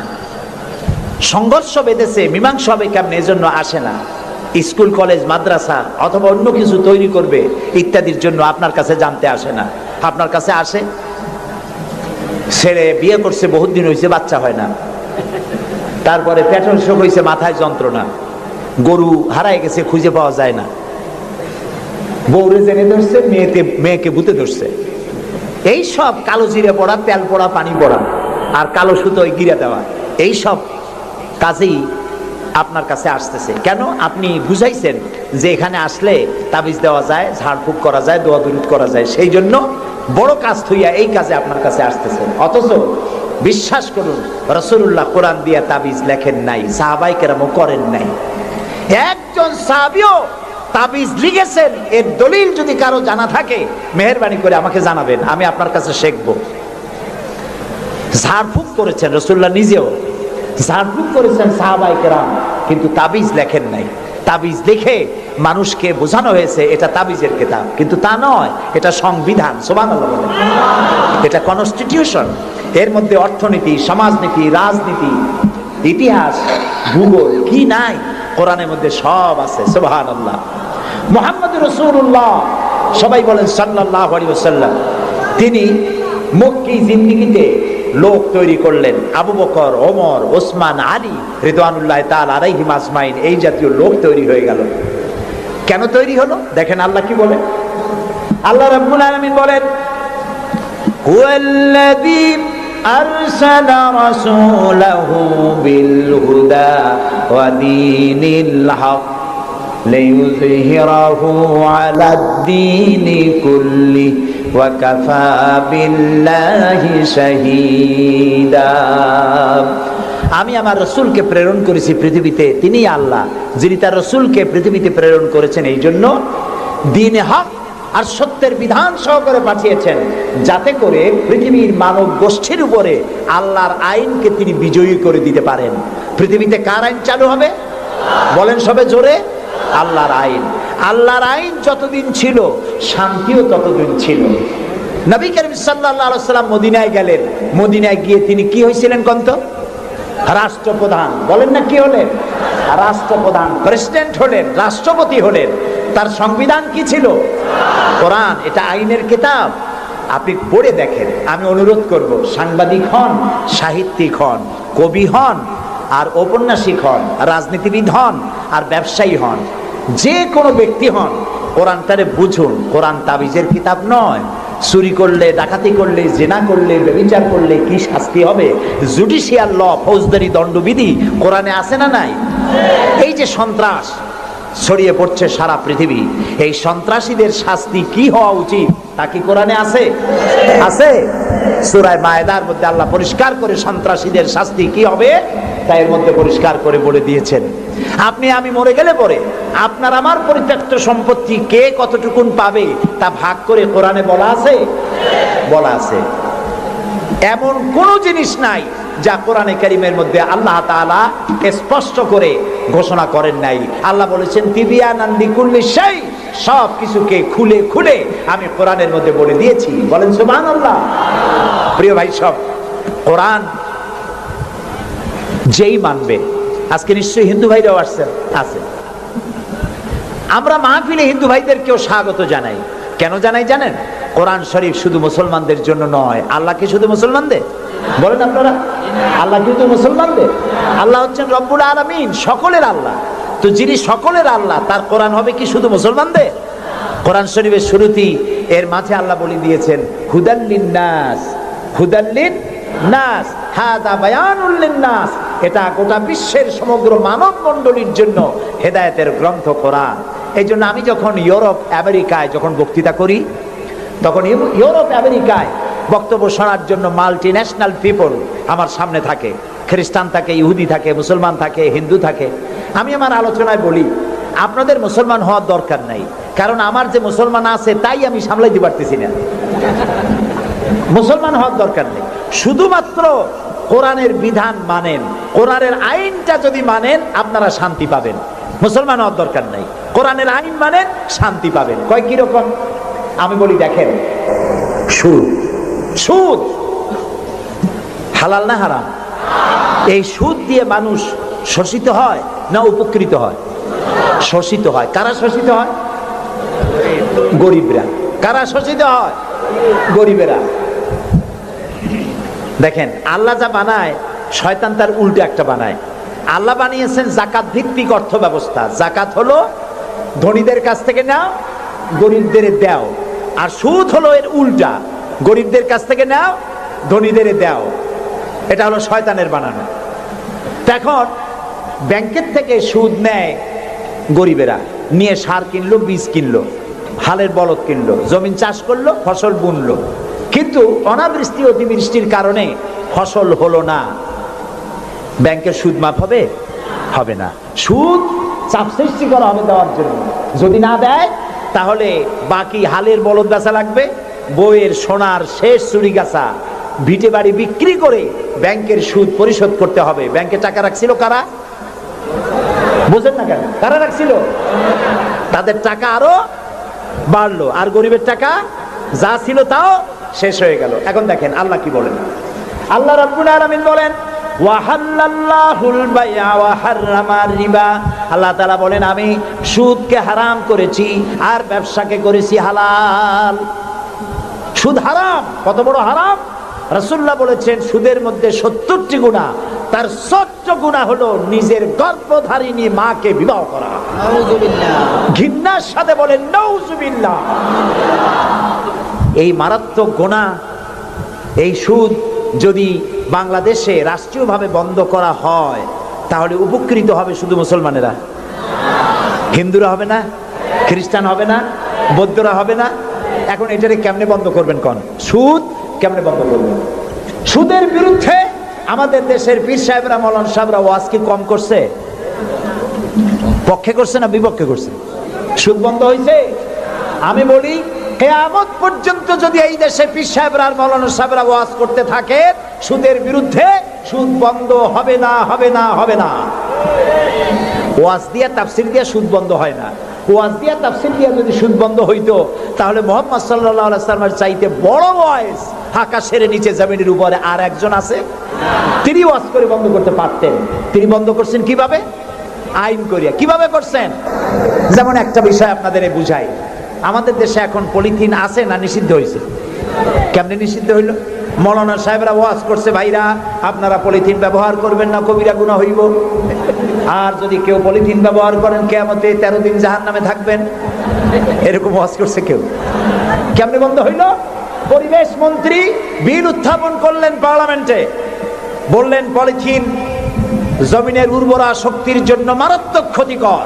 পলিথিন পচে না, জমির উর্বরা শক্তি নষ্ট করে দেয়। একদিন বাংলাদেশে জমিনের উর্বরা শক্তি হারিয়ে গোটা মানুষ দুর্ভিক্ষের কবলিত হবে, না খেয়ে মারা যাবে।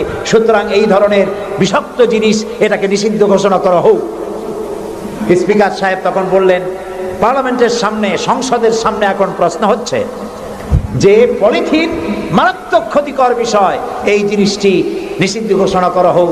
পক্ষে যারা আছেন তারা হা বলেন। হা বলল, তিনি হা বিজয় হয়েছে বলে এটাকে নিষিদ্ধ ঘোষণা হয়ে গেল। পরের দিন প্রেসিডেন্ট সই করলেন।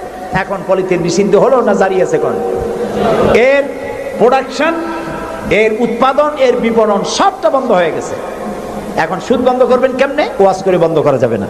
সুদে মানে সুদের বিপক্ষের লোক পার্লামেন্টে যদি যায়, 2/3 মেজরিটি যদি তারা হয়, তারপরে একজন লোক সেখানে দাঁড়িয়ে যাবেন, বিল উত্থাপন করবেন, বলবেন আল্লাহ সুদ হারাম করেছেন, রাসূলুল্লাহ বলেছেন সুদের মধ্যে ৭০টি গুনাহ, তার ৭০ গুনাহ হলো নিজের গর্ভধারিণী মাকে বিবাহ করা।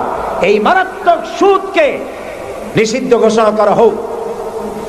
স্পিকার সাহেব বলবেন, সংসদের সামনে এখন প্রশ্ন হচ্ছে, সুদ হচ্ছে মাকে বিবাহ করার মতো মারাত্মক গুনাহ। এই গুনাহ থেকে গোটা জাতিকে বাঁচাবার জন্য সুদ নিষিদ্ধ ঘোষণা করা হোক। এই প্রস্তাবের পক্ষে যারা আছে তারা জোরে হা বলুন। আরে ভাই, এটা তো পার্লামেন্ট না। পার্লামেন্টে যখন হা বলবে তখন স্পিকার সাহেব বলবেন, আমার মনে হয় হা জয় যুক্ত হয়েছে, হা জয় যুক্ত হয়েছে। কয়বার কবে? 3 বার। পরের দিনে বিল চলে যাবে বঙ্গভবনে, প্রেসিডেন্ট সাহেব চোখ বুজে সই করে দেবে। তারপরের দিন থেকে সোনালী, বৈকালী, রূপালী, ভুবালী, গোষ্ঠী সুদ্ধা ব্যাংকের সুদ বন্ধ হবে নাকি হবে না বলো? সুতরাং কোরআন এসেছে আইন ইমপ্লিমেন্টের জন্য।